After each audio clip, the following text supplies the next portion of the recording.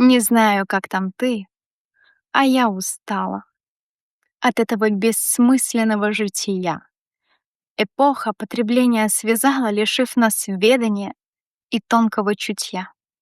Мы позабыли, кто мы есть, и то, зачем все это надо. Об истинных понятиях, пожалуй, промолчу. Мы веру, доблесть, честь воспринимаем как награды, но восторгаемся очередному богачу. Берем пример не с тех, кем истинно способны вдохновиться, чтобы мечты масштабные реализовать, а с тех, кто все в иллюзиях своих кружится, стремясь в надежде больше получать. И знаешь, эта ярость даже мне во благо. Она способна двигателем стать. И та великая победа над Рейхстагом всегда о свете будет мне напоминать.